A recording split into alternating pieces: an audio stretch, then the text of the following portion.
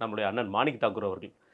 விட்டாரு பாருங்க சவால். ஆனால் சவால் விடுறாரோ இல்லையா, நிறைய வாயை விட்டுறாரு. அதே எப்படின்னு தெரில. மொத்தத்தில் 120 பேர் நாங்கள் இருக்கோம் எம்பி.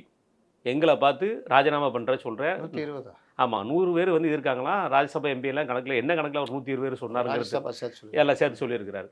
எங்கள் கட்சியை பற்றி நீங்கள் பேசுகிறீங்க, உங்கள் சொந்த தொகுதியில் நீங்கள் டெபாசிட் வாங்கினீங்க, வழக்கம் போல் அந்த அரசியல் விமர்சனம் பண்ணார். அது ஒரு புறம் இருக்கும்போது அவர் விட்ட ஒரு சவால், உதயநிதி அவர்கள் ராஜினாமா செய்ய தயாராக இருந்தால் நான் ஓம் பிர்லா அவர்களை பார்த்து என்னுடைய ராஜினாமா கொடுக்க தயார், அண்ணன் சீமான் அவர்கள் தம்பி உதயநிதி அவர்களிடம் பேசி இது செய்ய தயாரா அப்படிங்கிற கேட்டிருக்காரு. இது எப்படி பார்க்குறீங்க? சரியான அடியங்கிறீங்களா? குதிரை குர்றான்னுவாங்க, அது கரெக்டு தான். போங்க அப்படியே ஆட்சின்னு சாவுங்க, அவ்வளோதான்.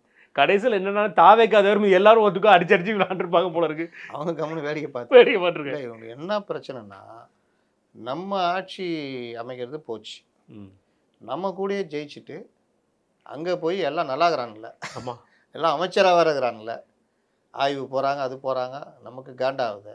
அதுதான் வெறுப்பு. இந்த வெறுப்பில் தான் மூல காரணமாக இருக்க தாவேக்கா மேலே கோவம்ன்றதை விட இவங்கள நேற்று சொல்லிட்டார்ல சண்முகம், அதெல்லாம் சொல்லுவோம் உறவே கிடையாது போப்பாட்டு.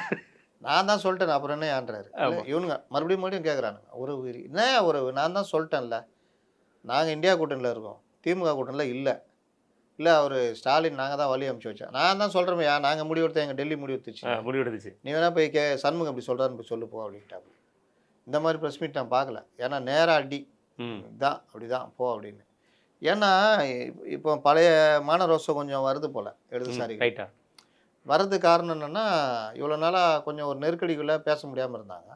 அப்புறம் சில இதெல்லாம் கேட்டாங்க, அந்த இதெல்லாம் கேட்டு யோ நாங்கள் கேட்டோம் கேட்கலன்னு தெரியுமா, எங்கள் அறிக்கைகள்லேருந்து எல்லாத்தையும் எடுத்துப்பார் அப்படின்னு சொல்லிட்டு அது பதில் சொல்லியிருந்தாப்புல. அதனால் நான் தான் அன்றைக்கே ஏற்கனவே நான் பதிவு பண்ணிட்டேன், போக போக கொடூரமாக ஆகி ஒருத்தர் எப்படி கடிச்சு வைக்கிறாங்க பாருங்க. திரும்ப கடிக்க போகிறாருன்னு பாருங்க, சோம்பியா மாதிரி சொல்கிறேன். ஆமாம், எப்படி கடிச்சு வைக்க போகிறாங்க பாருங்க. நீ யோகியமா நீ அதில் பண்ணி யோகியம். தூய்மை பணியாளர்கள் போராட்டம் உட்பட திருமாவளவன் பேசுகிறாரா இல்லையா பாருங்க. இன்றைக்கி சொல்கிறேன், எழுதி வச்சுக்கிங்க, போட்டு உடைச்சிருவாரு. தூய்மை பணியாளர்கள் விவகாரத்தில் என்ன அயோக்கியத்தனம் பண்ணீங்க, அன்னைக்கு போய் கூலி படம் பார்த்தீங்களே, நான் வந்து தலை கவிழ்ந்து நின்றேன் உங்களால், அப்படி நான் சிலுவை சுமந்தேன்னு திருமாவளவன் சொல்கிறாரா இல்லையா பாருங்க. அந்த கருத்தில் நிலையா இருந்தாருன்னா சந்தோஷம் தானே. இல்லை மறுநாள் மாற்றிடுவார்.